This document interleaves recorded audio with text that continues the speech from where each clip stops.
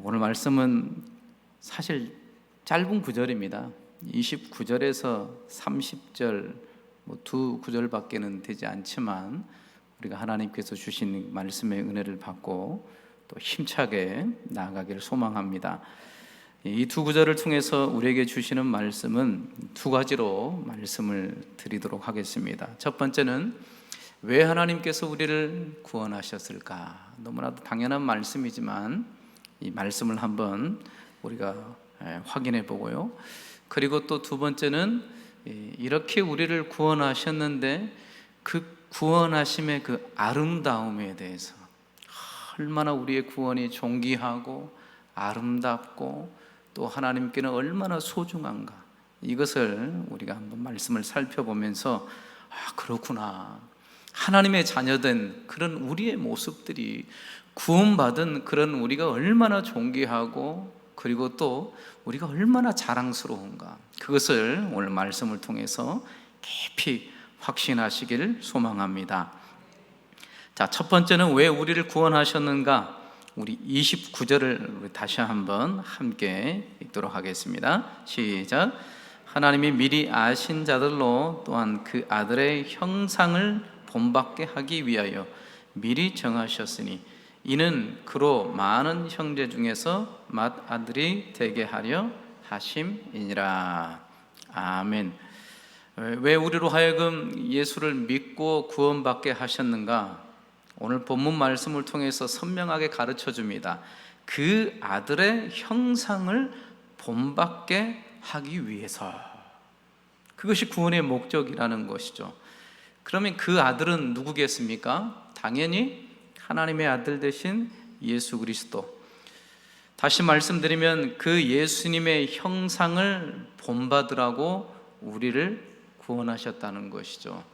우리가 예수 믿고 천국 가는 건 너무나도 귀하고 소중한 복음이지만, 그러나 그것보다도 더 중요한 이 핵심의 구원의 말씀은 그 예수님의 형상을 본받으라고, 그래서 우리를 불러주셨다는 겁니다. 우리를 구원하셨다는 거죠. 그렇기 때문에 구원받은 하나님의 성도들이 가장 힘써야 될 목표는 무엇이냐면 그 주님을 본받고 주님을 닮아가는 겁니다. 그것이 우리의 구원의 목적과 방향이 되어야 된다는 것이죠. 우리가 예수를 믿었습니다. 구원을 받았습니다. 근데 시간이 지나면 지날수록 예수님을 닮지를 못해요. 우리의 성품이, 우리의 속사람이, 우리의 내면이 점점 주님을 닮아가서 더 많이 주님 앞에 쓰임받고 또 하나님 앞에 사람들에게도 칭찬받고 또 하나님의 사랑의 향기를 풍길 줄 아는 그 주님을 닮은 성숙한 그리스도인이 되어야 되는데, 시간이 지나면서 점점 주님과는 멀어지는, 전혀 주님을 닮지 않고 세상을 따라가고 육신의 삶을 따라간다면 하나님께서 우리를 구원하신 목적과는 정반대의 그러한 모습이라는 것이죠. 우리 하나님께서는 주님을 닮으라고 본받으라고 우리를 구원하신 줄 믿습니다. 빌립보서 2장 5절 말씀에 우리에게 이렇게 말씀합니다. 우리 함께 읽겠습니다. 너희 안에 이 마음을 품으라. 곧 그리스도 예수의 마음이니. 아멘. 우리에게 무엇을 품으라고 얘기합니까? 마음을 품는데 예수의 마음, 주님의 마음.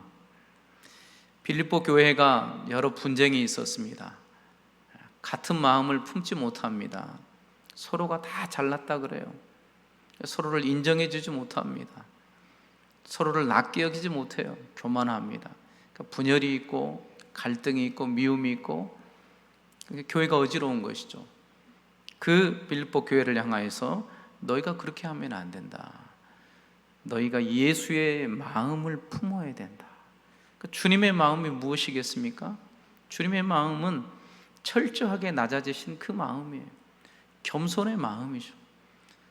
서로를 낮게 여기고 서로를 존중하고 서로를 높여주는 것, 그 마음을 품어야 된다는 것이죠.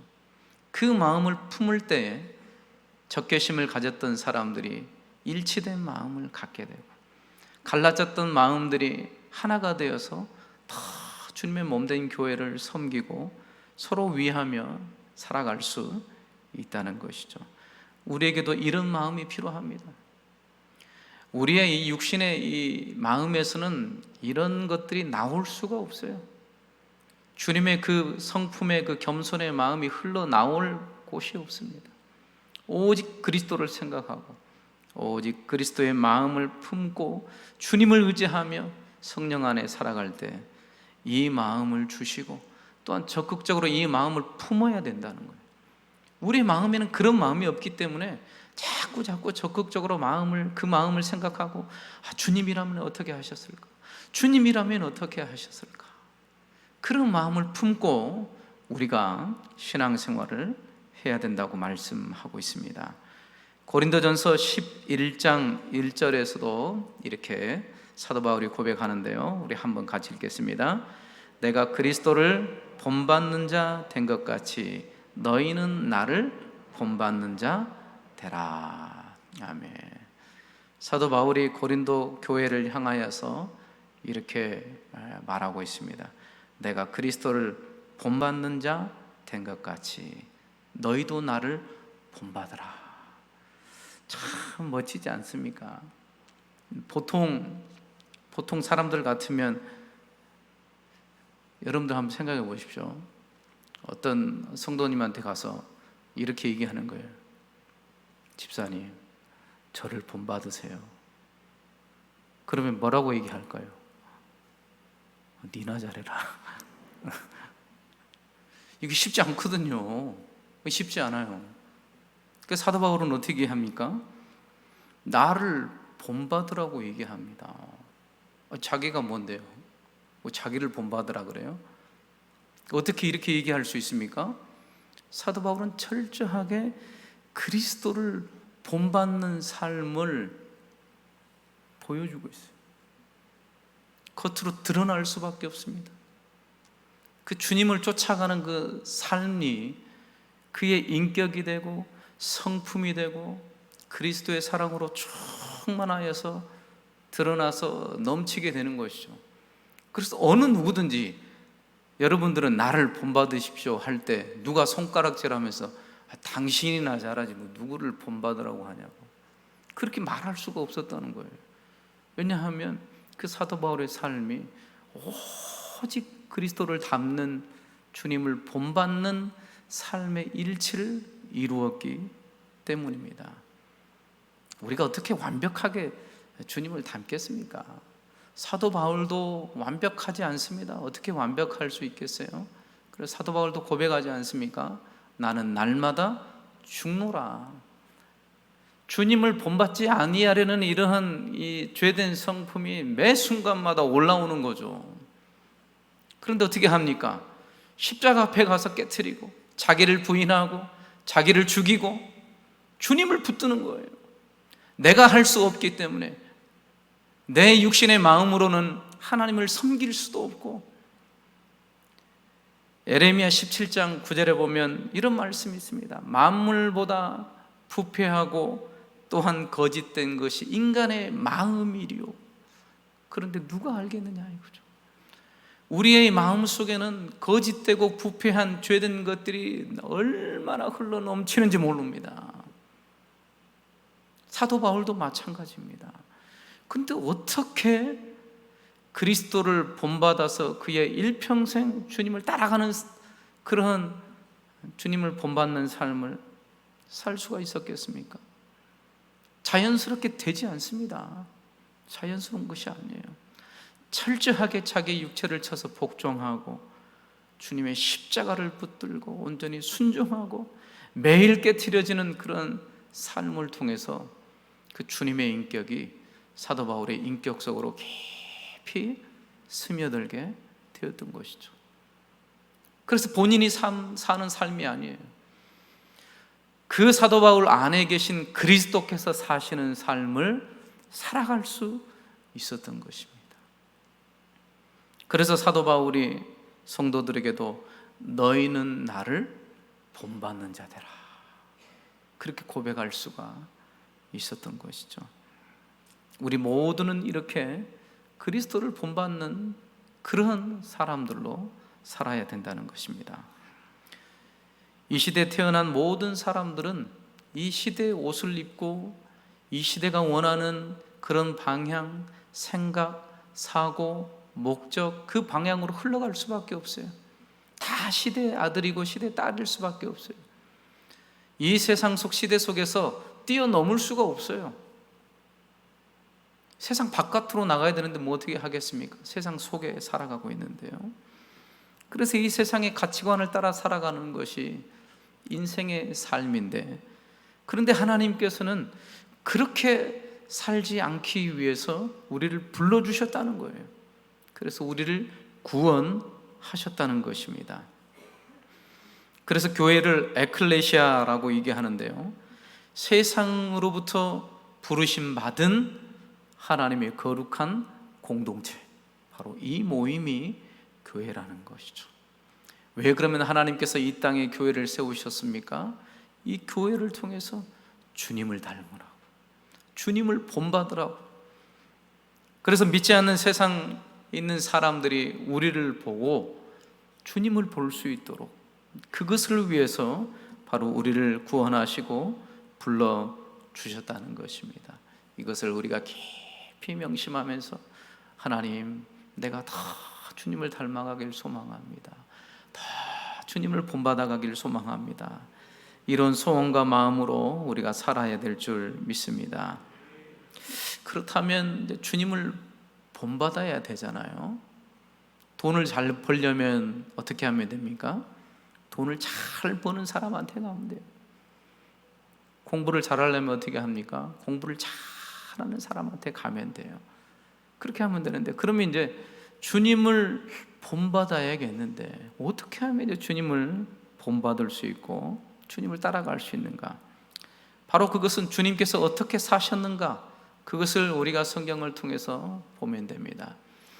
주님께서 이 땅에 오셔서 주님이 살아가시는데, 오직 예수님은 율법대로, 율법의 1.1획이라도 치우치지 아니하고 그 율법의 말씀을 완성하셨어요.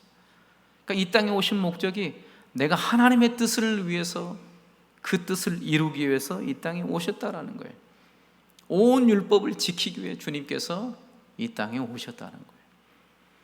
그러면 율법의 핵심이 무엇입니까? 율법의 핵심은 딱 두 가지죠. 물론 한 가지로 다 집약해서 말씀드릴 수 있는데요, 하나님을 사랑하는 것과 우리의 이웃들을 내 몸과 같이 사랑하는 겁니다. 그것이 율법의 핵심이에요. 예수님께서 이 땅에 오셔서 살아가신 그 인생의 목적은 바로 이거였습니다. 하나님을 내 뜻과 정성과 목숨을 다해 하나님을 정말 뜨겁게 사랑하는 것, 주님이 그것을 위해서 오셨어요. 그래서 끝까지 하나님의 뜻을 위해, 하나님의 영광을 위해서 하나님을 사랑함으로 살아갔던 예수 그리스도의 발자취를 우리가 살펴볼 수 있습니다.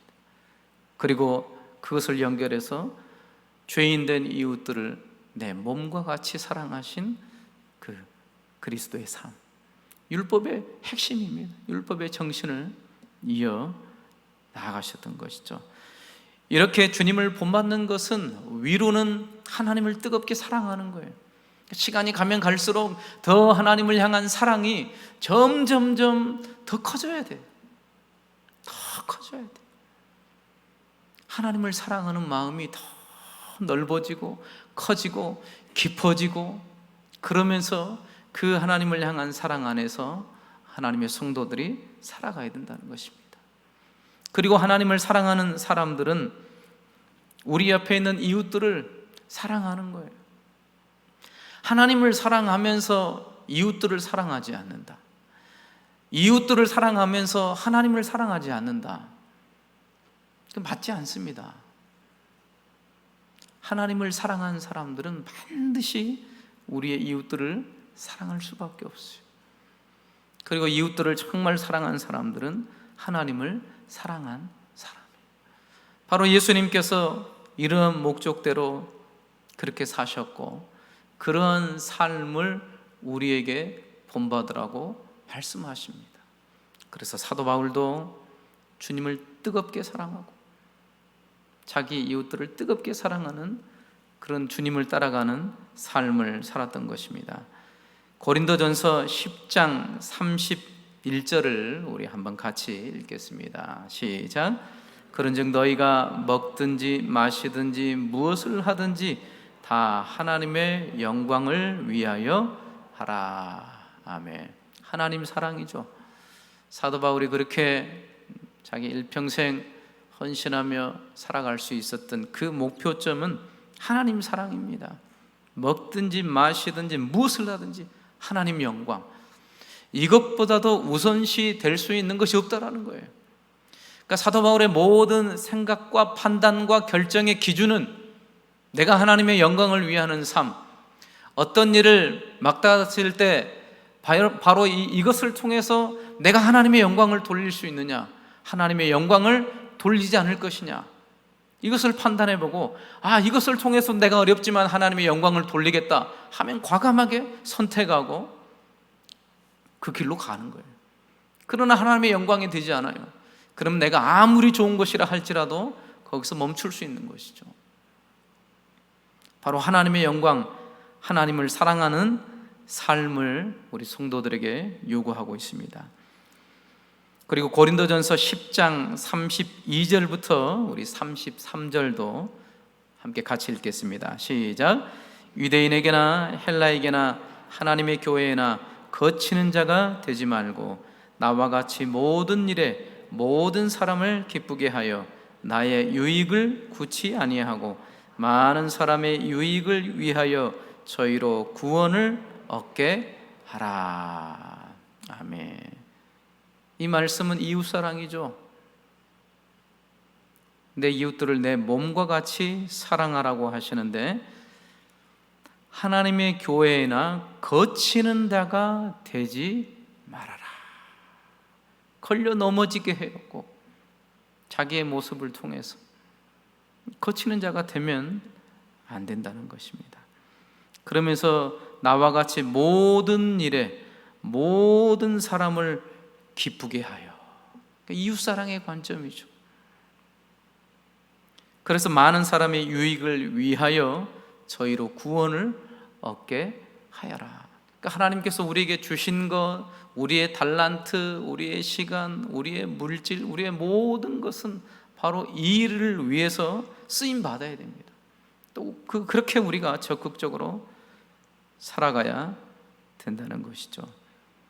이렇게 위로는 하나님의 영광을 위해, 하나님의 사랑을 위해, 또 우리가 살아가는 이 관계 속에서는 정말 뜨겁게 한 영혼을 사랑하는 마음으로 살아갈 때 바로 그것이 주님을 본받는 삶이요, 주님을 더 많이 닮아가는 삶인 것을 우리에게 말씀해 주고 있습니다.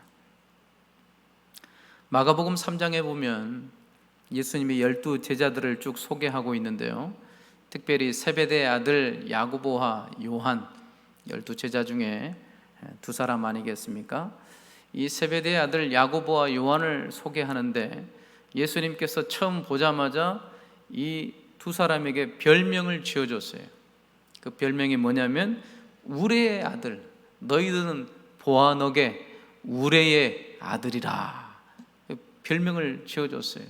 우레의 아들이 뭔 소리냐면 너희들은 천둥과 같다, 번개 같은 그런 성격의 소유자다. 이 요한과 야고보가 모르겠습니다. 얼마나 이 성격이 급하면 예수님도 보자마자 그렇게 별명을 지어놨어요. 너희들은 번개의 아들이다. 그러니까 얼마나 급한지 한번 딱 생각했던 것은 불도저처럼 막 밀어붙여야 돼. 그러면 이제 직성이 안 풀리죠. 이런 사람들은 또 고집이 또 얼마나 센지 못 해봅니다. 여기도 고집 센 분들이 많은 것 같은데요. 이 요한과 야고보가 그랬어요. 근데 쌍둥이인데 참 성격도 닮아가지고 한 명만 그런 것도 아니고 둘이 그래버리면 뭐 얼마나 막 들썩들썩 하겠어요, 마을이. 너희도 우리 아들이다. 예수님 만나고 나서 예수님께 별명을 지어줬습니다. 야고보는 먼저 이제 순교했고요. 이 요한은 순교하지 않고 끝까지 이제 90세 이상 살게 되는데, 예수님을 만나고 나서 한 60년, 거의 70년 가까이 됐을 겁니다.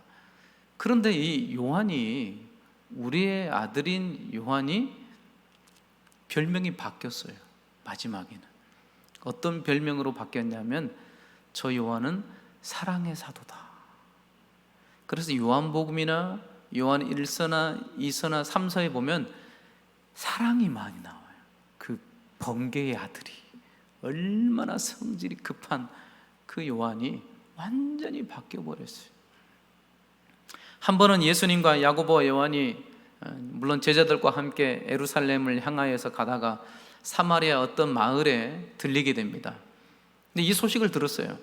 그래서 마을에 그 사마리아 사람들이 입구에 나와가지고, 너희 이제 예수님하고 너희 제자들 우리 동네 못 지나간다, 딱 막아버린 거예요. 그러니까 이 번개의 아들인 이 야고보와 요한이 얼마나 그냥 화가 났는지, 예수님께 와가지고, 예수님, 저놈들이 우리 막았다고, 지금 당장이라도 하늘에서 불을 내려가지고 다 불태워버리자고. 그 예수님의 제자들이 할 말이에요. 그러니까 예수님께서 그거 듣고 엄청 혼내셨어요. 성경에 보면 꾸짖었더라. 그러면 안 되잖아요. 근데 그만큼 못 참아요, 못 참어. 자기에게 딱 맞아서 이거 아닌 것 같다 그러면 막 밀어붙이는 거예요. 그런 우리의 아들들이었는데, 나중에 시간이 지나고 나서 이 요한이 완전히 바뀌게 되었습니다.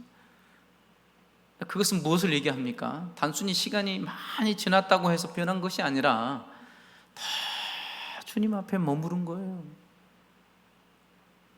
그 주님의 그 놀라우신 그 충만한 그 은혜 안에 다 머물러서 다 깊이 있게 주님과 교제하고 주님과 연합하고 주님을 닮으려 하고, 그러다 보니까 그렇게 모나고 급하고 못된 성질들이 다 깎여가지고 둥글둥글해진 거예요. 그래서 사랑을 얘기하는 거예요.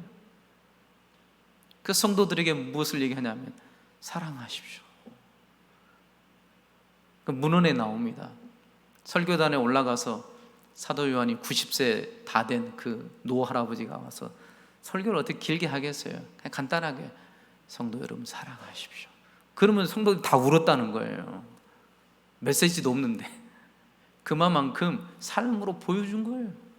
본인이 주님을 닮아간 그 영향력들이 쫙 전달이 된 거죠. 그러니까 그 말씀에 능력이 있었고 주님을 더 뜨겁게 사랑하는 그런 충만한 은혜가 있었다는 것이죠. 이렇게 하나님께서 우리를 구원하신 목적은 주님을 닮아가는 겁니다. 이 땅에 그러니까 가진 것 많고 여러 가지 성공하고 다 좋습니다. 그러나 만약 우리의 내면이, 속사람이 주님을 더 닮아가지 않는다면 안 된다는 것이죠. 저와 여러분들이 더 주님을 닮아가는 그런 하나님의 성도들이 되실 줄 믿습니다. 바로 이런 성도들이 가장 복되고 가장 보람되고, 또 하나님께서 이 이유 때문에, 목적 때문에 우리를 구원하셨기 때문에 하나님 보시고 얼마나 흡족하시겠어요. 그런 모든 성도들이 되실 줄 믿습니다.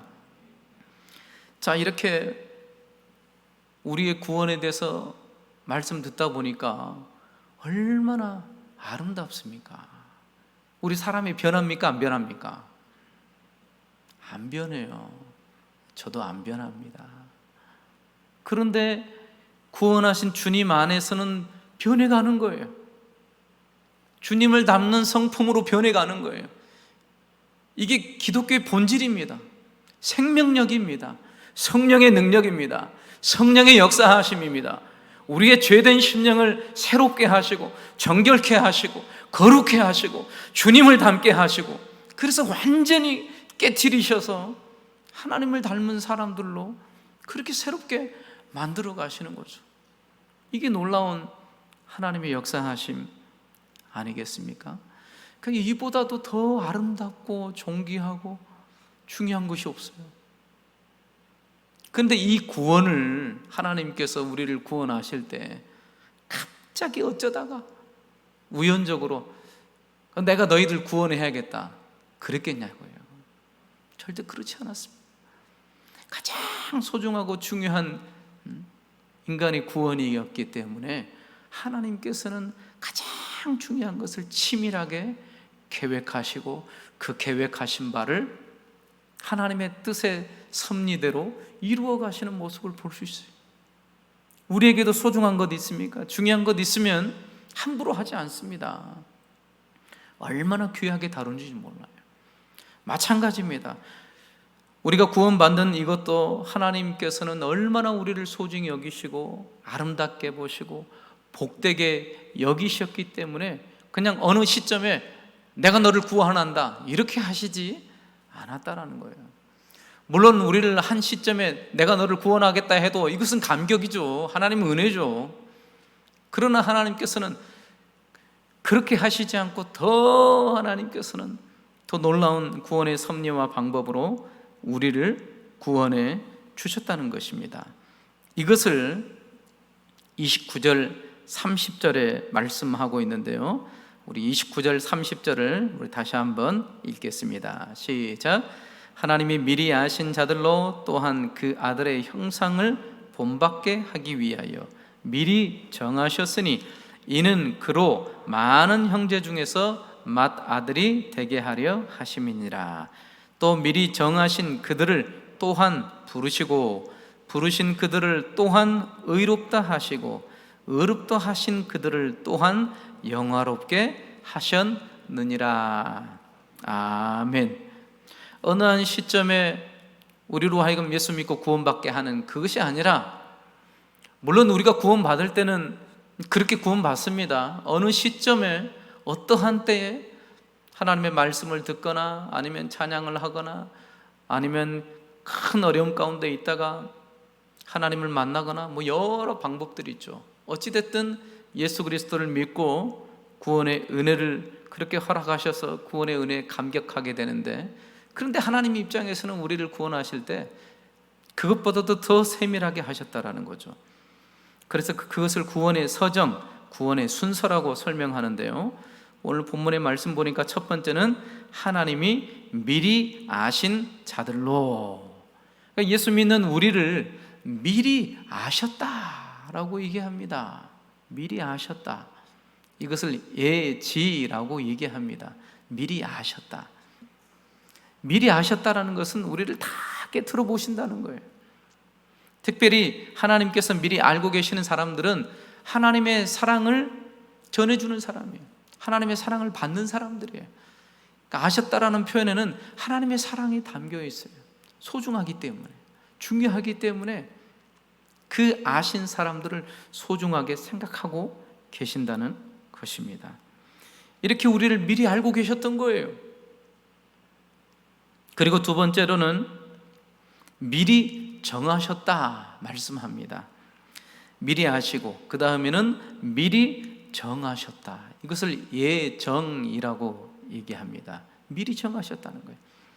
아심받은 그 하나님의 사람들을 정하신 거예요. 선택하셨다는 거죠.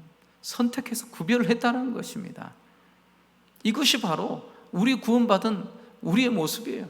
여러분들 한 사람 한 사람을 미리 아셨고 또한 선택하셨습니다.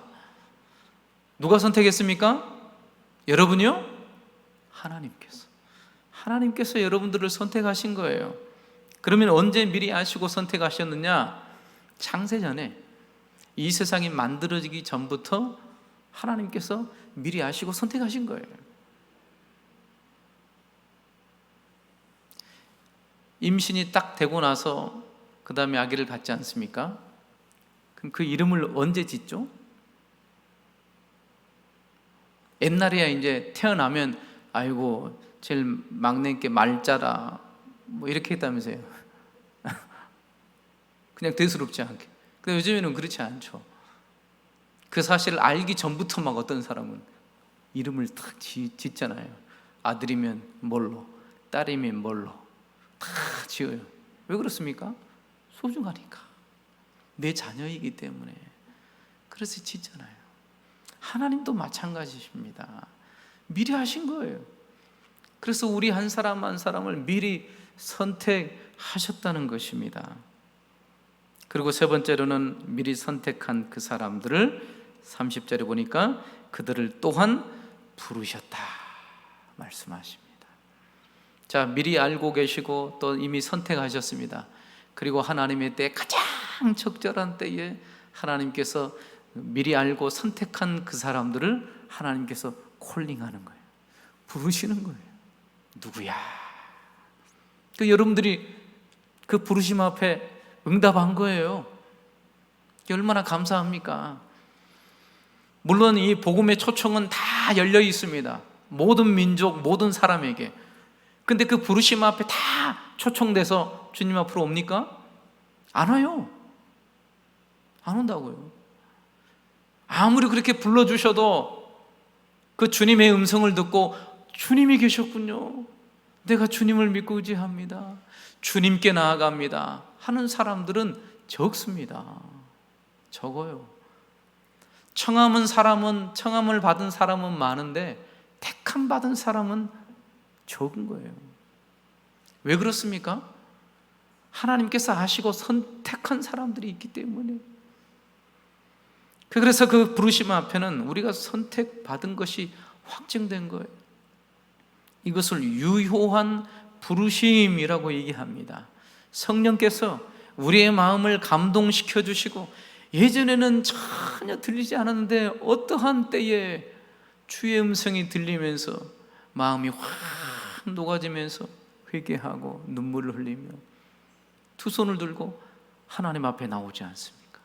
그래서 하나님을 아빠 아버지라 부르고, 이런 부르심 앞에 우리가 인격적으로 응답하게 되었던 것입니다. 그렇게 예수 믿고 주님을 인격적으로 만날 때 즉시 네 번째로는 우리를 의롭다고 하셔요.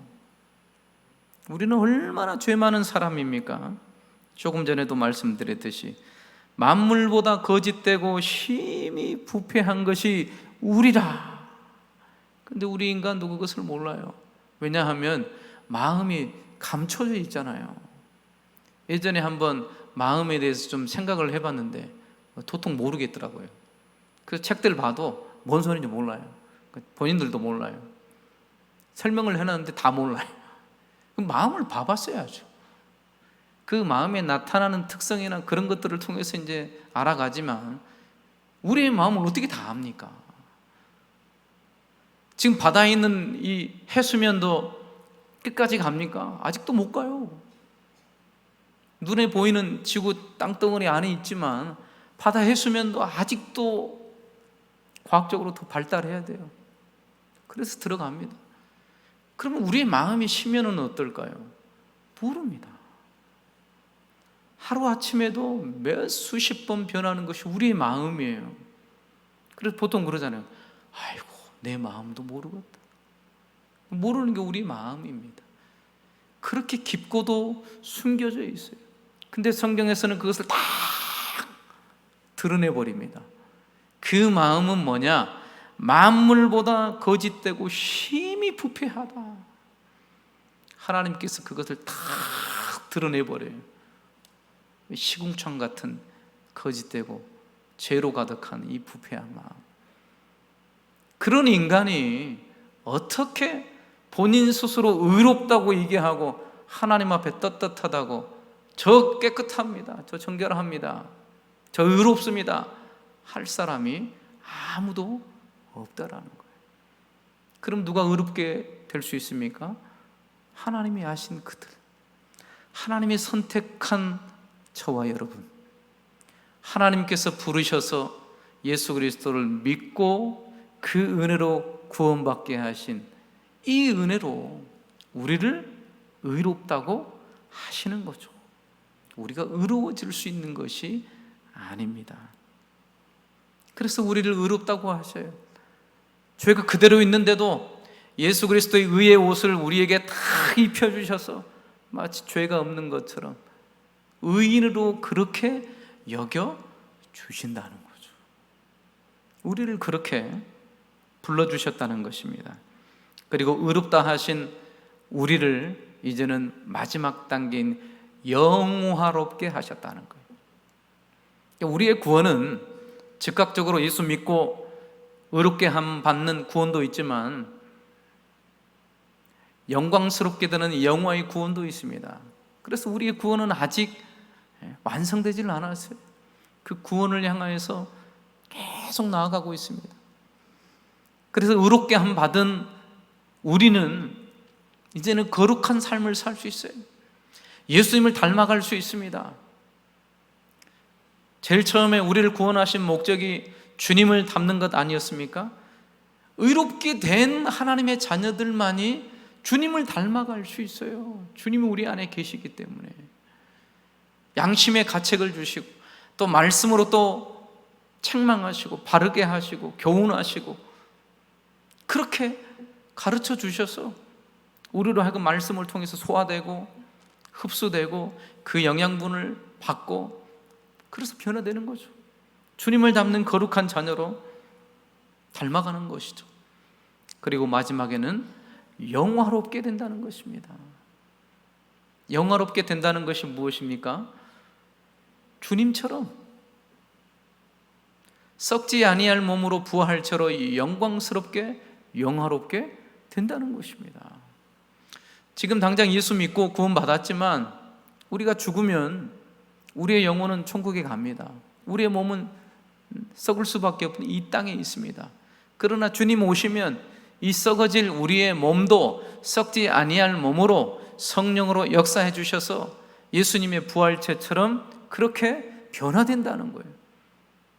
그래서 천국에 있는 영혼과 다시금 만나서 영광스럽게 영생 복락의 은혜를 누리는데 이게 완전한 구원이에요.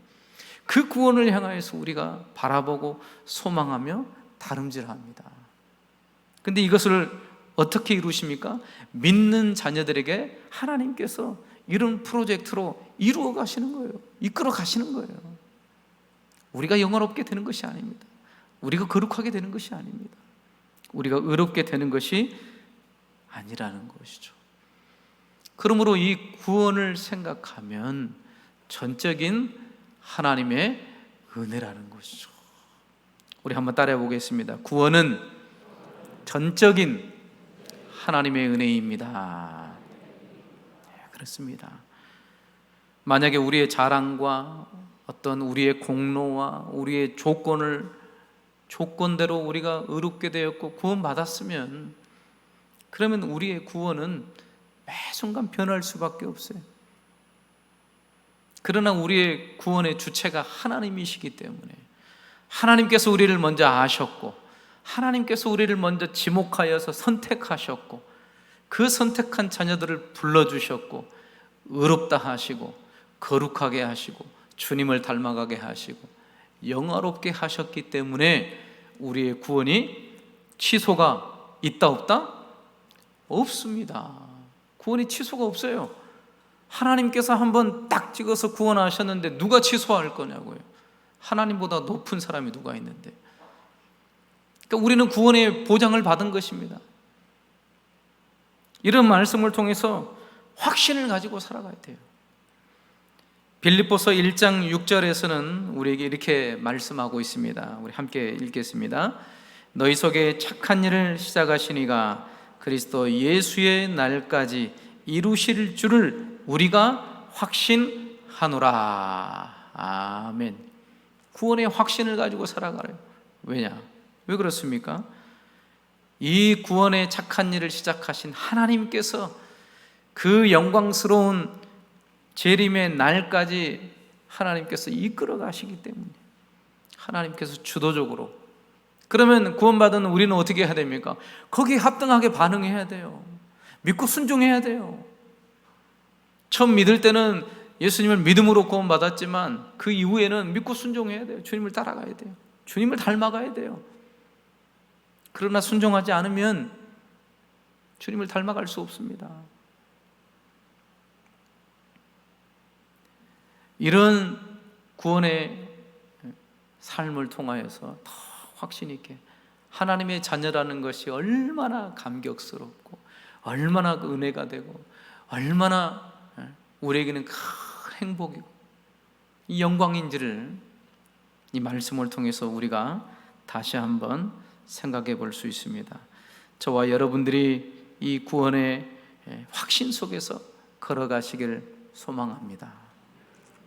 우리는 변하고 우리는 연약할지라도 하나님은 지금도 쉬지 않고 우리를 통해 일하시고 우리의 구원을 완성해 가실 것입니다.